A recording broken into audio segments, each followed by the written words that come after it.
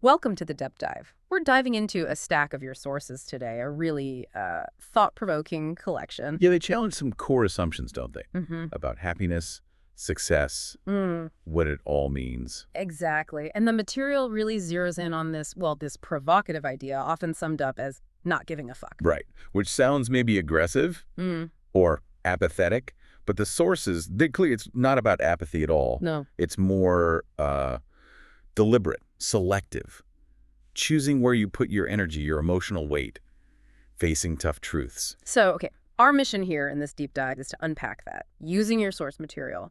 What does this idea actually mean in practice? Why do the sources argue it's so important? And how does this, counterintuitive thing connect to living a more grounded life? Maybe more meaningful? Yeah, we'll pull straight from the examples, the arguments you sent in. Yeah. Suffering, responsibility, even death. It's all in there. Think of us as guides, helping you sift through these challenging ideas. We're exploring together, looking for the real takeaways for you. So good. All right, let's get into it. Starting with that phrase, not giving a fuck, and what the sources say it definitely isn't. Okay. And the material kicks off with a really striking example, maybe unexpected. Charles Bukowski. Right, the writer. By, conventional standards, maybe a bit of a mess. Alcoholic, womanizer, gambler. Definitely not a conventional role model. Yeah. And yet, his tombstone just says, don't try. Which seems weird, right? Like defeatist. Well, the argument in the source is that his success, it didn't come from trying to be a winner, trying to fit in. Okay. It came from this, brutal honesty, accepting his flaws, his failures, and just writing about that.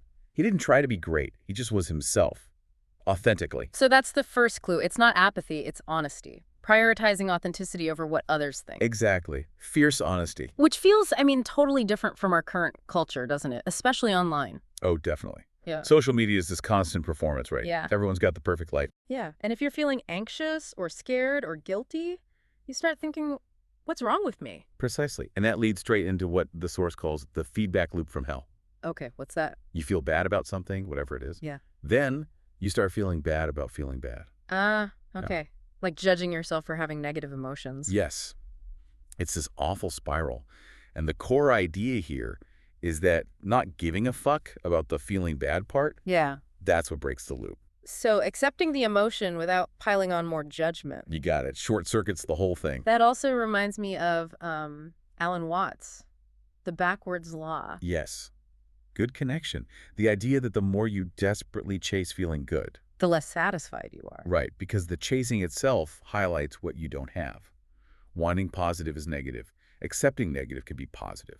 It's paradoxical. So the material suggests we only have so many fucks to give, right? Like Yeah. a limited budget. A finite amount, yeah. And if you spread them too thin, caring intensely about every little irritation, You get entitled. How does that work? well, you start seeing every bump in the road, every inconvenience, as some huge injustice aimed personally at you. The world owes you smoothness. Okay, I can see that. And this leads to the next subtlety, doesn't it? Yes, to not give a fuck about, say, minor adversity. You have to give a fuck about something more important. Bingo. The source uses that image, the elderly lady losing it over a 30-cent coupon at the checkout. Right. Seems disproportionate. Her intense focus on that tiny thing suggests maybe there isn't something bigger, more meaningful, occupying her fucks. They latch onto the trivial because the significant slots are empty. So if you have a real passion or deep relationships or a cause. The small stuff just doesn't hook you the same way. Right. Your fucks are already invested elsewhere in things that actually matter to you. Okay, let's shift slightly then, because the sources also tackle suffering head on. They challenge the idea that it's just bad, something to avoid always. Yeah, this is a big one. The argument is that suffering is, believe it or not, biologically useful. It's nature's way of pushing for change. How? Well, think about physical pain. You stub your toe. It hurts like hell, right? Obviously. That's your nervous system shouting, pay attention, adjust course, don't do that again. It's feedback. Okay. And emotional pain. Fear, guilt, sadness. Yeah, same idea, just maybe less obvious. They're signals. They're telling you there's a problem, something needs addressing. They're not pleasant, but they have a purpose. So negative emotions are like a call to action. Kind of. While positive emotions are more like the reward after you've taken the right action. Temporary rewards. But crucially, emotions are just signals, signposts. not orders. Exactly. That's vital. You feel something. It doesn't make it objective truth. You shouldn't just blindly obey it. Or maybe even worse, repress it. Why is repressing them so bad? Because if you stuff down the signal, the sadness, the anxiety, you never actually deal with the underlying problem it's pointing to. You just mute the alarm while the fire keeps burning. Okay, that makes sense. And this ties into that hedonic treadmill concept. Perfectly. That endless chase for the next external thing, the bigger house, the raise, the new car thinking that will finally deliver lasting happiness. But it doesn't work? Nope. We adapt. The baseline resets. We need more. It leaves you feeling like you're never quite there, always inadequate. Happiness isn't an equation you solve with external stuff. The author's own story about wanting to be a musician really illustrates this, I thought. Oh yeah, that was great.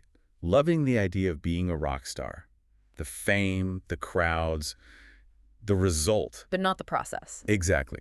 Not the endless hours of practice, the boring logistics, the hauling gear, the playing to empty rooms, the sore fingers. So because the value was all on the outcome, not the struggle. The dream just stayed a dream. You have to embrace the difficult parts, the suck, to get anywhere meaningful. That example really, yeah, it landed for me. If you don't value the struggle, you won't stick with it. Precisely. And that brings us really neatly to the next big theme in the sources. What we actually choose to measure our lives by. Our values, our metrics. And the material's pretty blunt about the danger of just chasing, like, superficial highs. Right. Could be substances, sure. But also that rush you get from feeling morally superior, judging others, or constantly seeking risky adventures just for the thrill. Shallow fixes. That's how they're framed.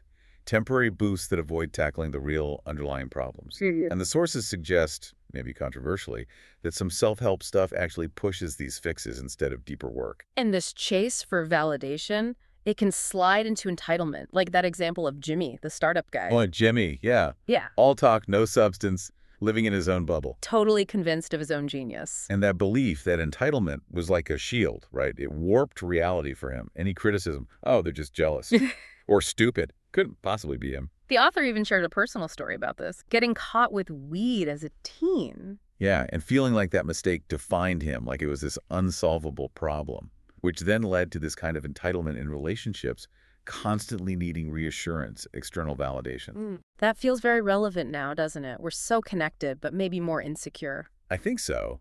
You see everyone's curated highlights online, and suddenly average feels like failing. So people desperately want to feel special or uniquely victimized. It makes folks defensive, quick to anger over different views. Which loops right back to values and metrics. The sources argue we always measure ourselves by some standard, consciously or not. The crucial thing is what standard? Like the Dave Mustaine versus Pete Best comparison. That was powerful. Yeah. Mustaine gets kicked out of Metallica, forms Megadeth, huge success. But his metric, be bigger than Metallica. An external thing he couldn't control? Exactly. So even with gold records, he felt like a failure by his own standard. Whereas Pete Best, kicked out of the Beatles right before Beatlemania. It eventually shifted his focus. His metrics became internal, controllable, family, stability, a quiet life. And by those standards, he found real happiness despite missing the fame train. So good values are? Reality-based, socially constructive, immediate, controllable. Things like honesty, curiosity, humility, maybe kindness. And bad values? The opposite, based on superstition or fantasy. Yeah. Socially destructive, not immediate, maybe based on future glory. Uncontrollable things like popularity, always needing to be right, chasing feeling good all the time. Good values happen inside you, engaging with the world as it is. Pretty much. And the pain we feel often isn't just the problem itself, but the bad value or the flawed metric we're using to judge it. Like the author being bugged by his brother not texting back. Right. The real sting wasn't the silence. It was his internal metric. Good brothers have constant contact. That metric was making him feel like a failure. Even if the relationship was fine otherwise. Exactly. It's about how you choose to see it, how you choose to value it, which leads us straight into responsibility. Which can feel uncomfortable. Definitely. But the core idea here is powerful. With great responsibility comes great power. Accepting responsibility for your problems, even if they aren't your fault, is the first step to solving them. Okay, but wait. Responsibility versus fault. They're different. Crucial distinction. Fault is usually past tense. Who's to blame for creating the problem? Okay. Responsibility is present tense. What choices are you making now to deal with the situation? Give me an example. All right. You accidentally hit someone's car, you're at fault, and you're responsible for dealing with the aftermath. Both. Got it. But now, imagine a baby is left on your doorstep. Or you're a judge assigned a really tough case. Not your fault at all. Nope. But dealing with it, suddenly that's your responsibility. The problem landed in your lap, now you choose how to respond. That makes sense. The author's story about his ex cheating, that really drove this home. Yeah, incredibly personal and raw. She was clearly at fault for her actions, no question. But he realized. He realized he was responsible for his own misery afterwards, and responsible for making himself happy again. Taking that responsibility, as hard as it was, led to growth. He reevaluated his values, even saw his own part in the unhealthy dynamic before the cheating. His coldness, taking her for granted. Wow, so blaming others. It might feel good for a second. Maybe, but it keeps you stuck. Learning, improving that, only happens when you take responsibility for your part, for your reaction, for your choices moving forward. Malala Yousafzai is another powerful example used. Unbelievable courage, faced horrific violence. Yeah. Absolutely not her fault. But she chose to take responsibility for speaking out, for continuing the fight. It also applies to the hand we're dealt, right? Right. Genetics, circumstances. Yeah, totally. The sources mention teens with severe OCD. It's not their fault they have OCD. But they are responsible for how they live with it. Exactly. Choosing values more important than the compulsions. Choosing how to manage it. Taking responsibility for their lives despite the condition. It's like that poker analogy they used. Yeah, life isn't about the cards you're dealt. That's fault or circumstance. It's about how you play the hand that's responsibility.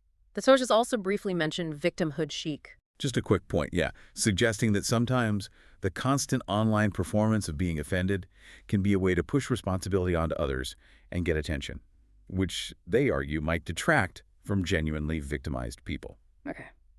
Moving on, another big, maybe humbling idea. We're basically wrong all the time. Yeah, Yeah. that's a core message. Personal growth isn't about finding the ultimate right answer. It's about becoming less wrong over time. Which means we have to question ourselves constantly. Absolutely. Our brains are meaning-making machines, but they're super biased. They love confirming what we already think. Confirmation bias. Right. We'll ignore evidence that contradicts us. That story about Meredith Marin's false memory shows how easily we can build entire narratives, even false memories, to fit our beliefs. And being absolutely certain that's actually dangerous. The sources argue it is. They use that extreme example of Erin, the woman totally convinced she could cure death, immune to reality. And they cite Roy Baumeister's research suggesting many criminals have high self-esteem, high certainty in their own righteousness, which they use to justify harming others. So uncertainty, it's not weakness, it's the root of progress. That's the argument. Admitting I don't know, or I might be wrong, opens the door to learning, to changing, to growing. And the tool for that is asking. What if I'm wrong? Simple, but hard.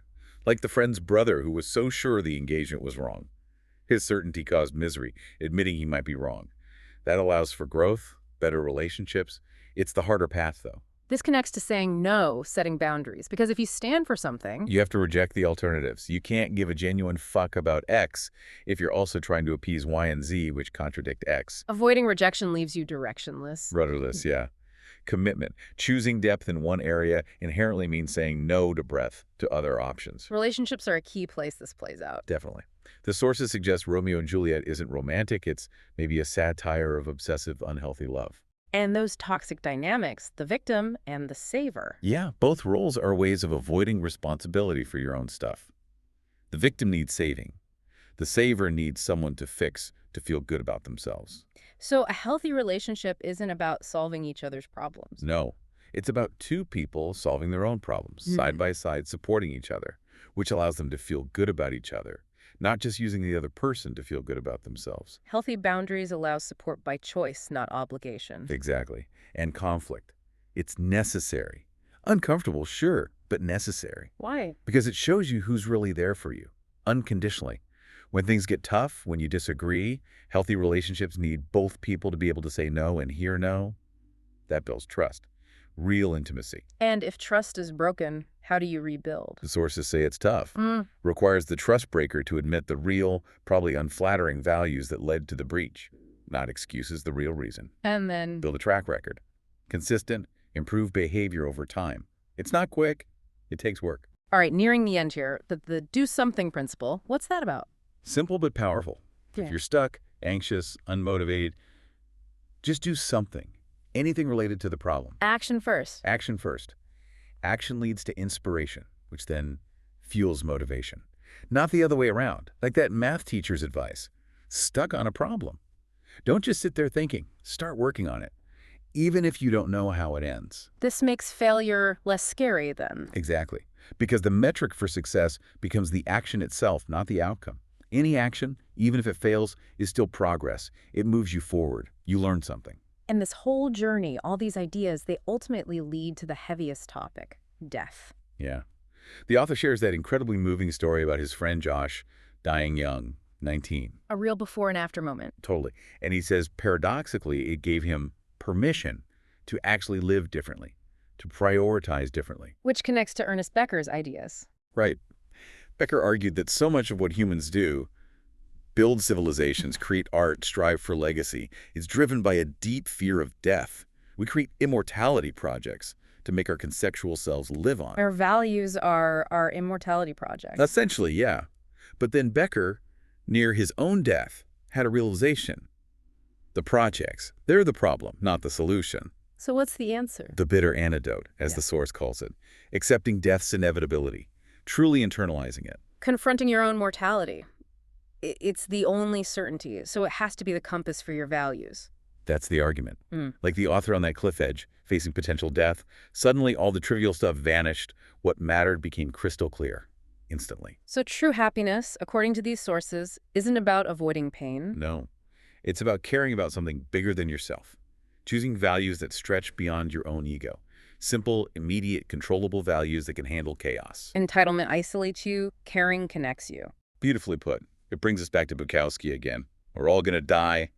What a circus. That alone should make us love each other, but it doesn't. We get lost in the trivialities. Eaten up by nothing. Josh's death, that cliff edge. They helped the author see past the trivial, past the ego. The feeling wasn't fear in the end.